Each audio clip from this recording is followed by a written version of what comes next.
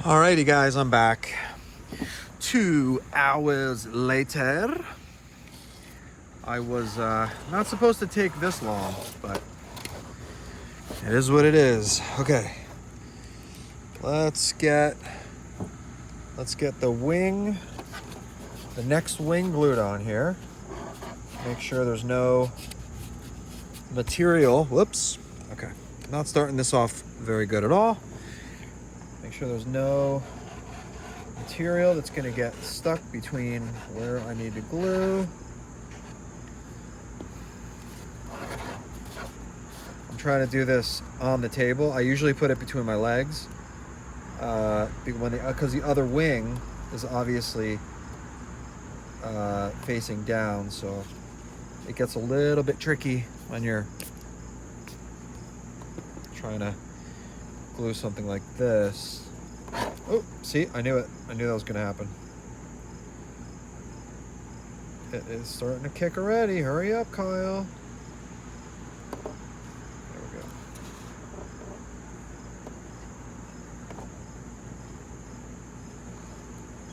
Is it kicked? It should be kicking now. Word to the wise guys, don't rush things. I rush this thing so much and it's just not worth it because you're gonna have things misaligned. I have a gap in the big fuselage piece. So, but I think this part's okay at least. All right, so, all right, I got the wings. All right, that's glued on. Okay, you know what? I'm going to drop a little bit of glue right in this little slot here. Just because I think it needs it. All right, that is kicked. Okay, so let's put the vertical tail on. The vertical tail comes in 2 pieces. It's these 2 pieces here, and you guys will be able to see from the top view how I do this. Make sure there's nothing there. It's gonna hold you up from getting a clean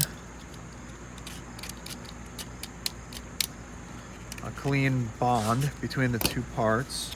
So what I do is oh, it's right at the seam, okay.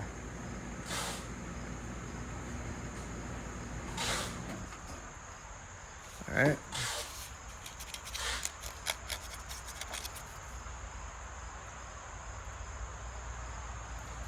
Stick that right down.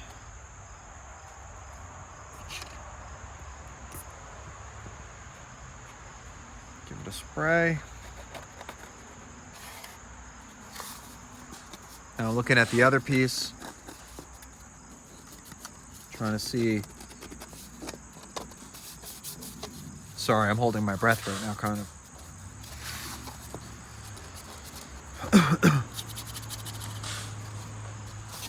Of course, there's no wind when I want there to be any kind of a breeze. Doesn't even matter what direction it is.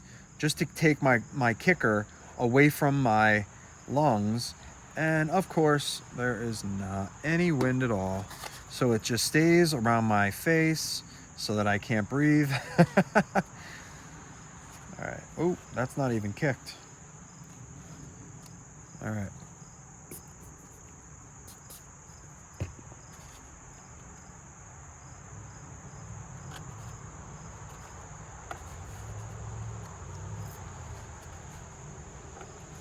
Okay. Okay, so the vertical tail goes on in 2 parts. Very easily done. So that right there, my friends, is the whole shebang. The only parts that I need to do now are the Elevons. So We are going to do Elevons now. I'm going to show you how I do that. I already have my canopy from my first one, so I already got the magnet in there. You guys just, I'll show you. I'm going to put the magnet on the other side. So you need to have a pretty, like a normal full-sized blade, Stanley knife or whatever. And I always stick the knife through, you know what? I gotta take this end off this thing. This is broken. Oh, okay, that didn't work. And do I even have pliers out here? Oh, I do. Good. You really need to do this with pliers. Let me see if I can break this off clean. There we go. I'm gonna put that and the other two little pieces in the box so that they don't get on the ground. Got to be careful with stuff like that when you got kids and dogs and stuff. Okay, so let's do this again. Clean out any debris, but don't open it up too much because my slot is the right size where you're gonna have trouble feeding the TPU hinge material in there initially. But if you just use your knife to open up the slot a little bit, and then it'll go in. And you want a little bit of friction, guys. You want a little bit of friction to have a good. Where's my other one? Oh, here it is. Wow, I freaked out for a second. I thought I didn't print it. You need a little bit of friction to keep the TPU stuck in there with the CA glue, okay? So I usually just run the knife through 1 and 2, like that, okay? So, hinge material, here we go. Ready? I've done this before many times for you guys, and I'm gonna do it again now, okay?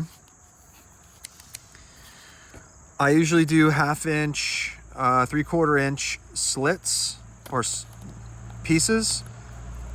I'm gonna go straight up here like that, and this is gonna be plenty of material here.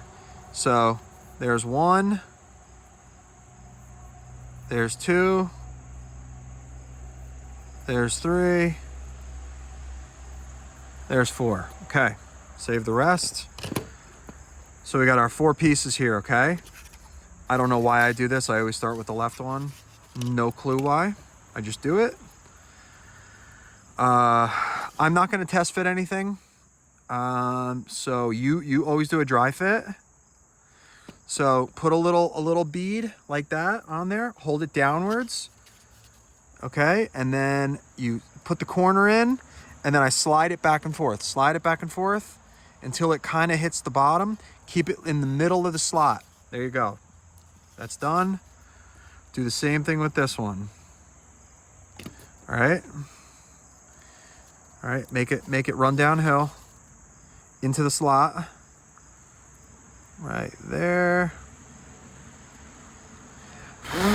So you can see the 2 here.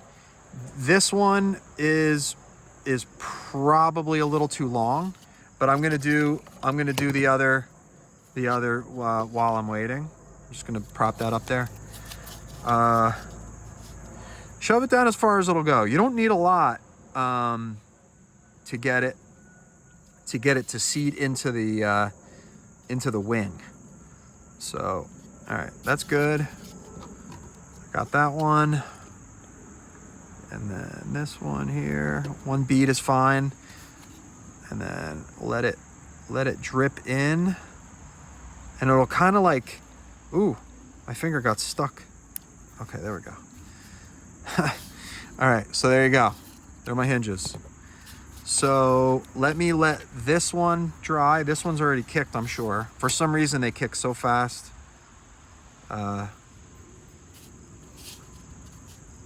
When they're in the slot. All right, that looks like it's about right. So L, left, okay? That means that it's this one. So I always do a dry fit, even though I already built this plane. There you go. Slide it. I shimmy it left and right, back and forth. And what am I finding? I am finding that this one is perfect, but this one's a little bit too long. I can't get the fitment that I want. So outboard, I'm gonna take 1/8 of an inch or like 2 millimeters. Okay, let's see. Let's see how it fits. That's actually pretty damn good. Look at that. Where's your beveled edges? Where are your your beveled edges? Sorry.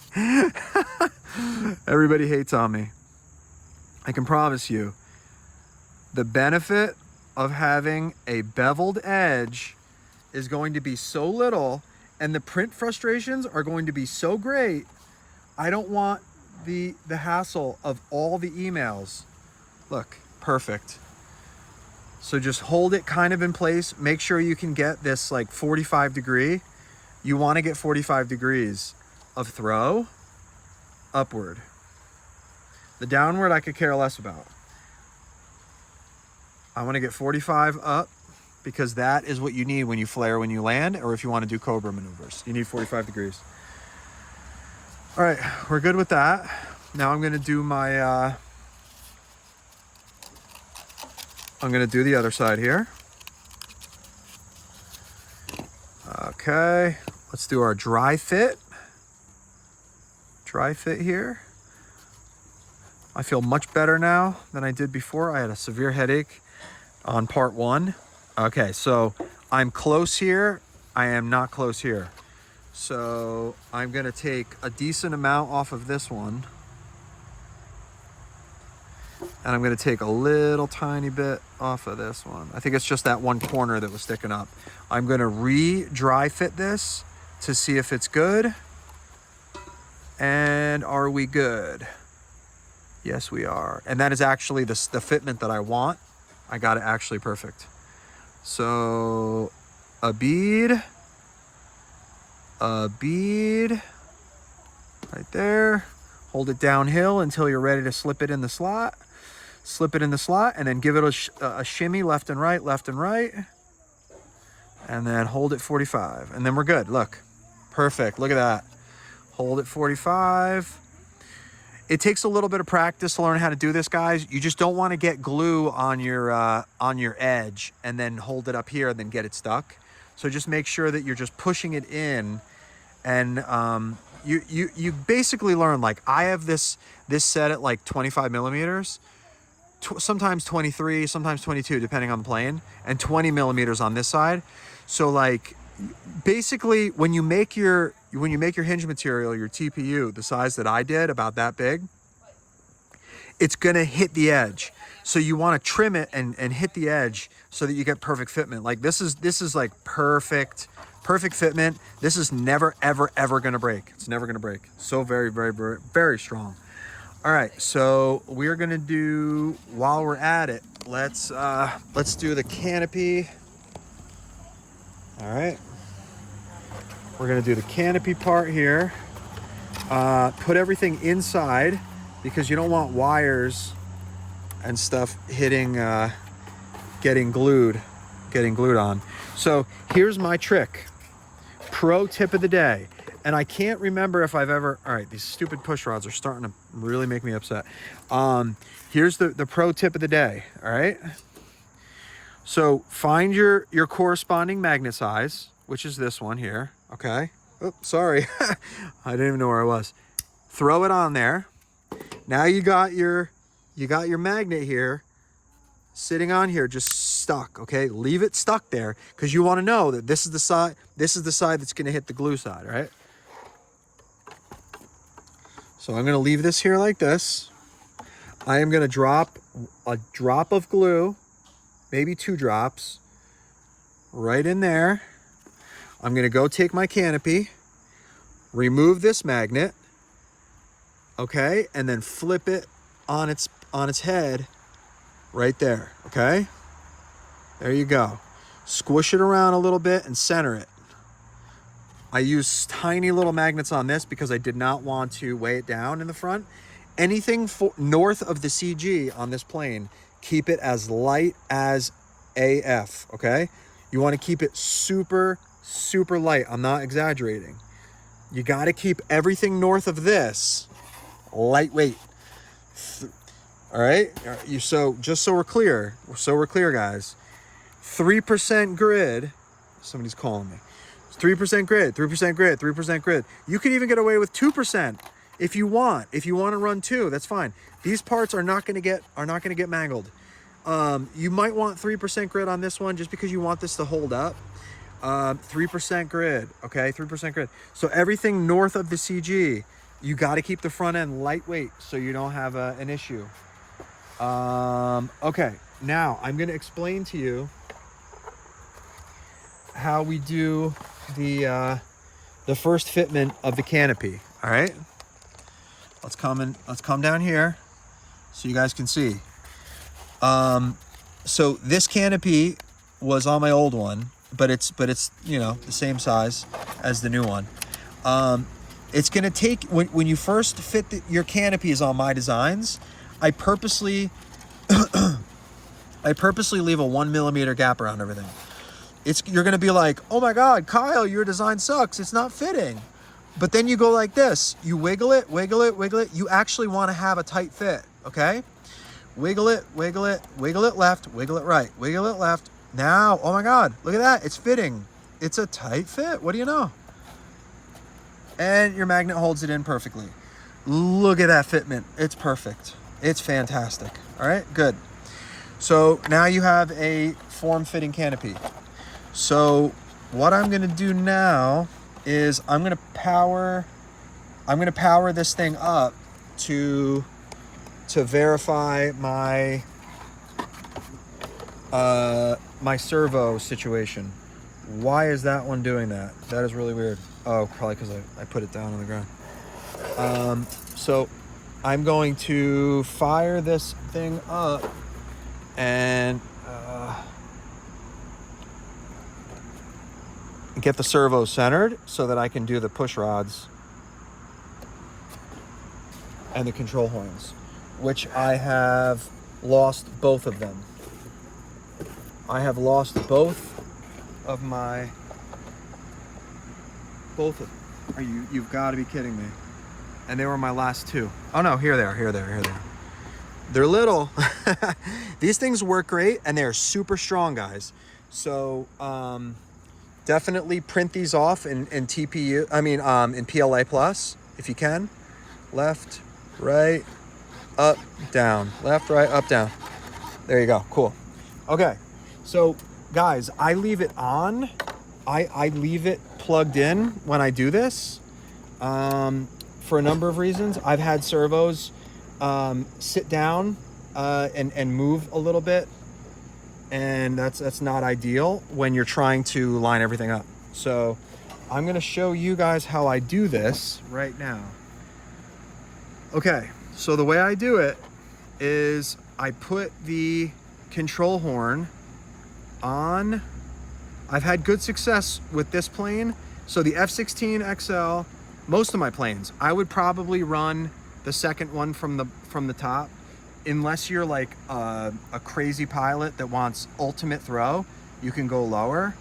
But using the short control horns, you're gonna get a lot of throw out of this, okay?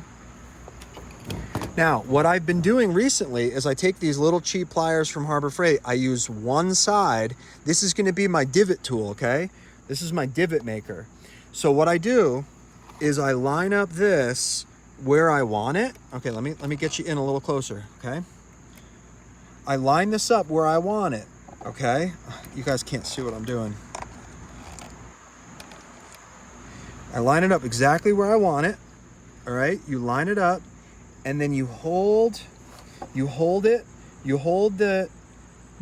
Elevon totally flat. I move it out of the way, and now my thumb is pointing exactly where I want to make my divot. Now I'm gonna come in here and I'm gonna make my divot right in front of my thumb, okay? Make a divot, front and back, okay? It's the closest shape that I can get to my control horn. And look at that. It actually sits in there totally flat, okay? This is a pro tip. I'm gonna do the same thing here. Run it flat, line up your Elevon, put it where you want it, put your finger right where you're gonna be making your divot, right in front of your finger where it was, make your divot, okay? Make your divot. Now I have a divot. Now you put your control horn in there. Level out your control horns, or I mean your Elevons, and you are golden, guys. You're not done yet though. You still have to glue them in. So now, what you do is you got to drop your glue in the hole. Not hard stuff, guys. Look, drop it in there. You got to blow on it a little bit to get it to go in there, and then just hit it with some accelerator. Well, that one's gonna run. Hurry up, get it, shoot it.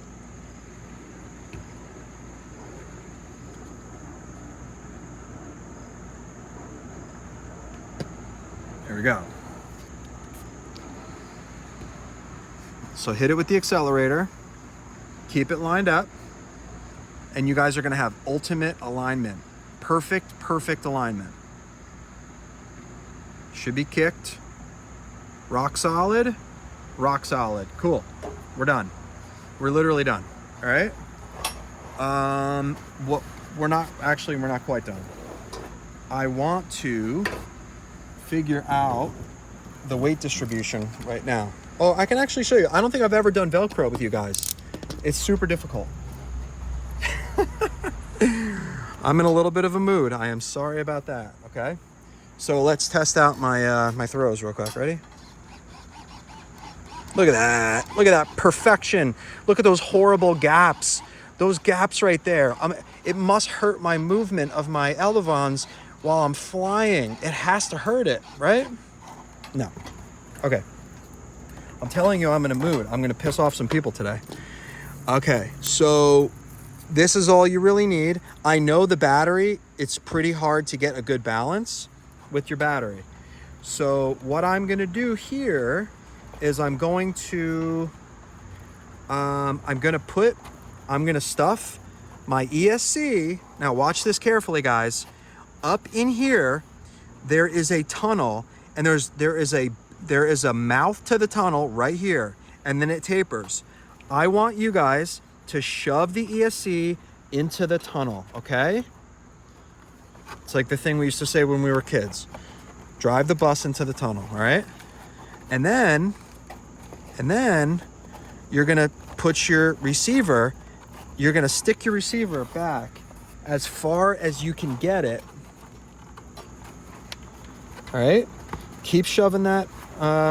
You know what? I hate these antennas so much on the receivers. It's so annoying.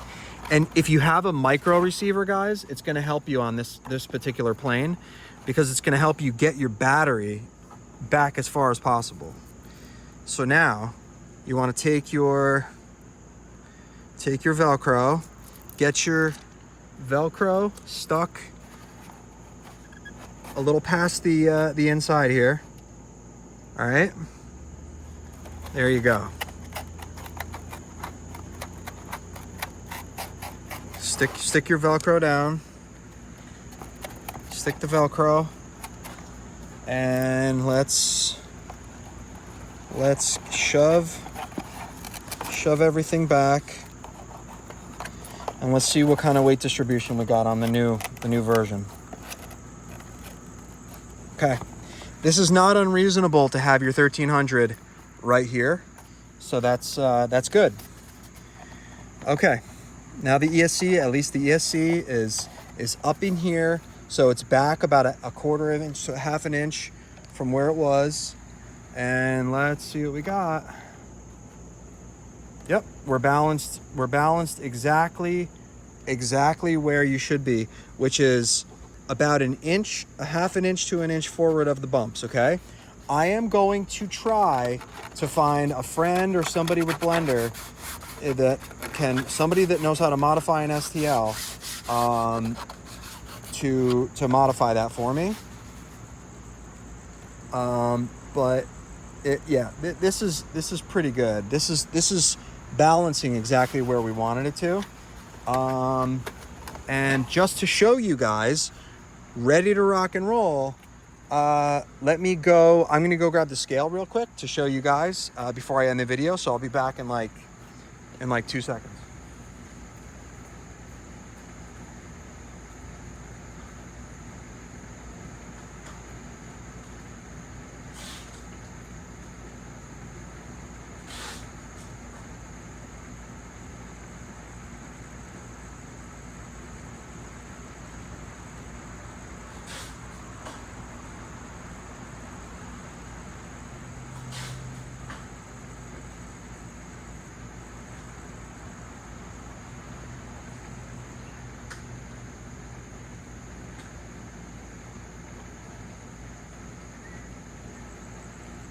All right, I am back. I'm sorry again that I had to leave, but here you go. This is what the people want. The people want to see the weight. So my competitor's weight is somewhere like, I think it's like 900 grams, 950 with the other Draken that's out there. Let's have a look-see. Up, ready to fly. Fully loaded. See what we got. No way. 488? Is that even possible? No way. It was 600. Oh no, hold on. Let me zero it. Zero it out. Something's not right here. I know it's like 650. There we go. Whoa, 645. You see that? 648? I knew it was 650. Okay, so we're around 650, fully loaded, ready to rock and roll. And yeah, this thing is awesome. This thing is an amazing flying plane, and you can feel that weight all day long. That weight is the reason why this is going to last a long time unless you crash it. So you're not going to be breaking it apart every time you land it. You're not going to be coming in fast. You're not going to be coming in hard. You're going to be, landing it nicely. So you want to print this, and this, these 3 tail fuselage sections at 4% gyroid. 3% grid, 3% grid, 3% grid, 3% grid, 3% grid, 3% grid, 3% grid. Okay? Everything's 3% grid. 3% gyroid, 3% gyroid, 3% gyroid, 3% gyroid. You can do this one 4% gyroid if you want to add a little bit of weight so that you don't have to, so that you can get the weight balance a little further back if you guys want to do the aerobatic stuff. But with a 1300, right here, this is like ultimate CG. You can flat spin, you can cobra. Okay, I did it last night on my video multiple times, so you're good to go there. The Draken is awesome, and should have it available tomorrow, either tomorrow morning or tomorrow night. I'll have it up on Colts. I'm gonna put it down at a little bit of a lower price than my normal planes, just because I want, like I said, I want the most people to experience these planes and feel what it's like to fly a lightweight 3D printer plane that's easy to put together. I put this together in about an hour. Or no, the first one was 20 minutes, and I've been blabbering for 9. So it's 45 minutes. So it took me 45 minutes to put this whole thing together. And yeah, I hope you guys didn't hate the video too much with my annoying commentary. And I hope you like the plane. And let me know what you think in the comments. Thanks for watching.